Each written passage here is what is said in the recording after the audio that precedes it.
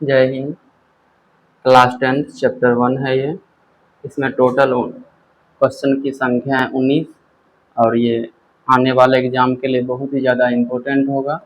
चलिए पहला क्वेश्चन देखते हैं। उपनिषद के रचनाकार कौन है? पहला है महात्मा विदुर, दूसरा महर्षि वाल्मीकि, तीसरा महर्षि वेदव्यास और चौथा ऑप्शन है कालिदास। तो उपनिषद के रचनाकार जो है वो है महर्षि वेदव्यास। दूसरा क्वेश्चन है मंगलम पाठ के रचनाकार कौन है? पहला ऑप्शन है महात्मा विदुर, दूसरा महर्षि वाल्मीकि, तीसरा महर्षि वेदव्यास और चौथा ऑप्शन है कालिदास।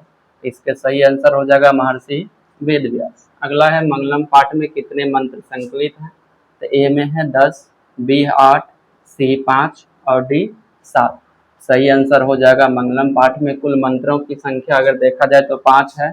वहीं अगर श्लोक की संख्या कहा जाए तो श्लोक टोटल इसमें 4 है।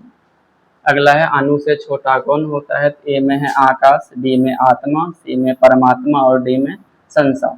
अणु से जो छोटा होता है वो आत्मा होता है। अगला है किसकी जय होती है? पहला है सत्य की, दूसरा असत्य की, तीसरा क्रोध की और चौथा मोह की। तो जय हमेशा होती है सत्य की और अजय जो पराजय होती है वो होती है असत्य की। अगला है बहती नदी कहाँ मिलती है? तो सरोवर में, नदी में, समुद्र में और तालाब में। तो बहती नदी जो है वो समुद्र में जाकर के मिल जाती है। अगला है जंतु के हृदय रूपी गुफा में क्या स्थित होता है? पहला है तत्व, दूसरा शरीर, तीसरा देवता और चौथा है राक्षस। तो जंतु के हृदय रूपी गुफा में वो तत्व स्थित होता है। अगला है ब्रह्मा को प्राप्त करने के विषय में किसमें बतलाया गया है?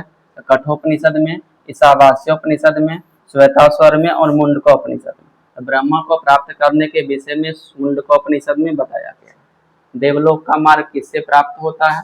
सत्य से, असत्य से, क्रोध से और मोह से। देवलोक का मार्ग जो होता है हमेशा सत्य से प्राप्त होता है। अगला है सत्य से क्या प्राप्त होता है? तो पृथ्वी लोक, नरक लोक, देवलोक और कोई नहीं। सत्य से हमेशा देवलोक की प्राप्ति होती है। मृत्यु को वश में कौन कर लेते हैं?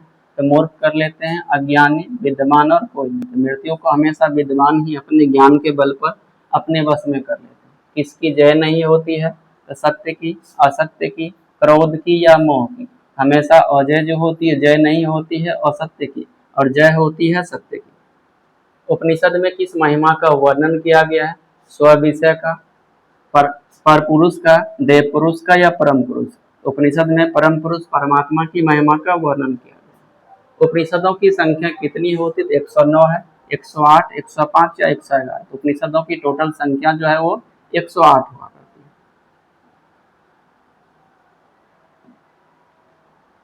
आत्मा के गूढ़ रहस्य की किसमें व्याख्या की गई है? पहला है कठोपनिषद, दूसरा ईशावास्योपनिषद, तीसरा श्वेताश्वर और चौथा है मुंडकोपनिषद। आत्मा के गूढ़ रहस्य की व्याख्या की गई है कठोपनिषद में। अगला है परमात्मा की महिमा का वर्णन किसमें किया गया है? कठोपनिषद में, ईशावास्योपनिषद में, श्वेताश्वरोपनिषद में या फिर मुंडकोपनिषद में। परमात्मा की महिमा का वर्णन जो किया गया है वो किया गया है ईशावास्योपनिषद में। अगला है ज्ञानी लोग और अज्ञानी लोग में अंतर किसमें बताया गया है? कठोपनिषद में, ईशावास्योपनिषद में, श्वेताश्वरोपनिषद में या फिर मुंडकोपनिषद में। ये किया गया है श्वेताश्वरोपनिषद में। तो ज्ञानी अज्ञानी में अंतर जो बताया गया है वह श्वेताश्वरोपनिषद में। सत्य का मुख किससे ढका हुआ है? तांबा से, चांदी से, लोहा से या हिरण्मय पात्र से? हिरण्मय पात्र अर्थात सोने के पात्र से जो ये ढका गया है इसका मुख, सत्य का मुख। अगला है सत्य का खजाना कहाँ है? पृथ्वी लोक में, देवलोक में, नरक लोक में, देवलोक में या कोई नहीं। तो सत्य का खजाना जो है वो देवलोक में। Thank you.